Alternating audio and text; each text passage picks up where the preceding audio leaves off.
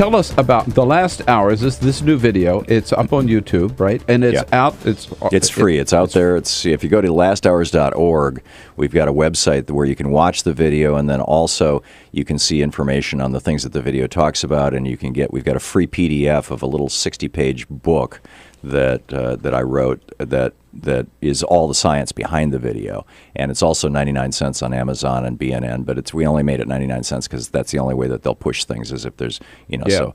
But it's basically it's free, and the PDF itself is free. So you pick up where Al Gore left off. What is the message? Well, and not only do we pick up where Al Gore left off, but Al Gore came out last week and endorsed our video. So Al Gore's with us on this, along with Lester Brown, who's the original environmentalist, Earthwatch, and all Absolutely. that, and a whole bunch of other really great people.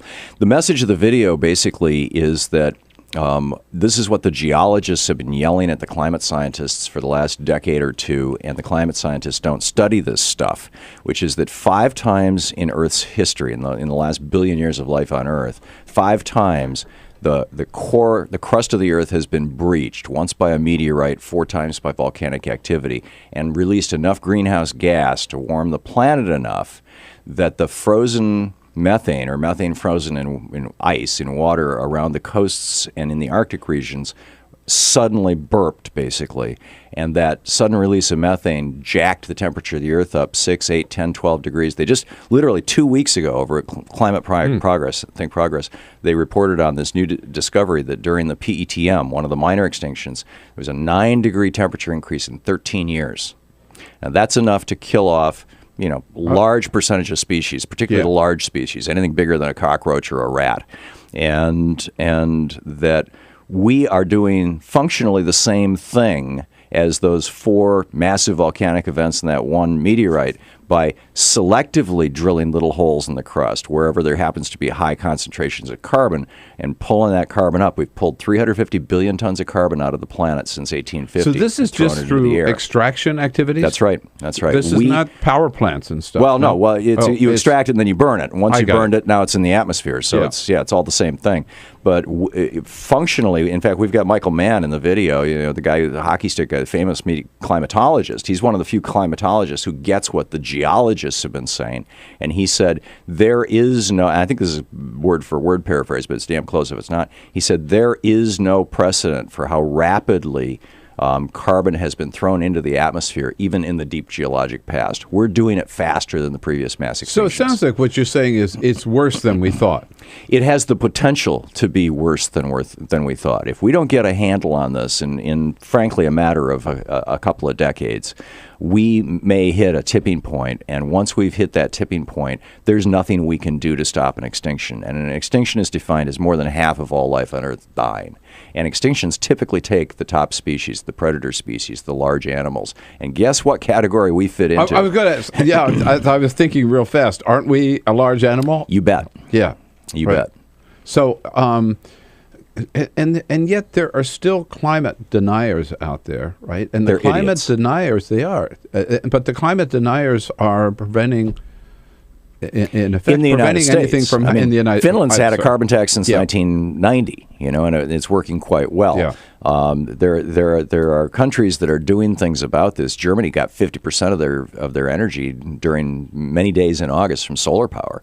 I mean, you've got actually even here in the United States now, Iowa and Texas both get 20% of their electricity from wind power now. Is it that big? And it's over 20%. And most people don't realize that because, nobody's out there trumpeting it. But it's, we have the technology right now worldwide to, in one generation, go to a carbon zero economy and actually grow the world's economy in a way that's healthy for us and healthy for the planet. We have the ability to do it. The thing that is blocking it is the fact that the fossil fuel industry is sitting on 2 trillion tons of carbon. Keep in mind, we've only burned 350 billion tons so far. The thing that kicked off the Permian mass extinction, the worst of all, that killed 96% of all life on Earth, was probably, according to geologists, around a $2 trillion release, a 2 trillion ton of carbon release. We have, the fossil fuel industries have on their balance sheets, reflected in their stock prices, over 2 trillion tons of carbon. And if we burn that, as Bill McKibben says, it's game over for the planet. Bill McKibben, 350. 350.org. 350.org, right. Here's what always gets me about this. I don't think there's any more important issue facing. Oh, we're talking about the future of life on Earth. Yeah, literally. Exactly. This isn't just, are the oceans going to go up 10 feet? No, this is, are we screwed? So why isn't this the number one issue for everybody? Why is this even a partisan issue? And why isn't there more public outrage about it? And why isn't President Obama doing more about it? He talked about it in his State of the Union. He talked about it in the State of the State. But although he's still giving lip service to the natural gas industry, which is just more carbon coming out of the earth. And we still don't know what he's going to do in Keystone. Yeah, well, I think it's fairly obvious because they're still building the damn thing. So, but in answer to your question, this was what George DiCaprio, Earl Katz, who helped put the movie together, who produced it, Lila Connors, who directed it, Sam Sachs and I wrote it.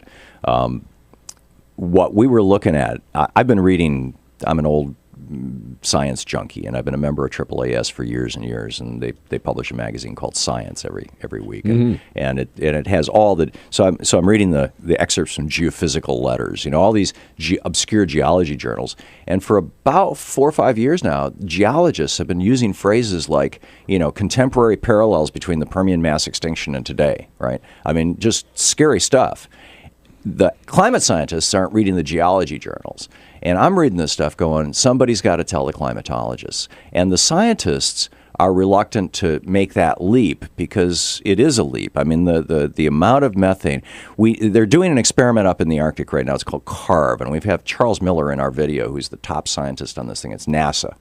And they're trying to figure out exactly how much how much methane is frozen in the Arctic Circle that if it melts could hit the atmosphere. Looks like it's between 1 trillion and 2 trillion tons. That's Permian mass extinction levels. Yeah. There's another 4 to 7 trillion tons around the coastal margins, in the frozen waters around the edges of all the continents. So we just decided, okay, this isn't consensus stuff. 100% of scientists don't agree with this. This is certainly majority stuff. The IPCC is a consensus report. You can't have one single dissent if it's issued. We said we're gonna step out on that ledge. We're gonna go beyond the IPCC, and we're gonna start the conversation about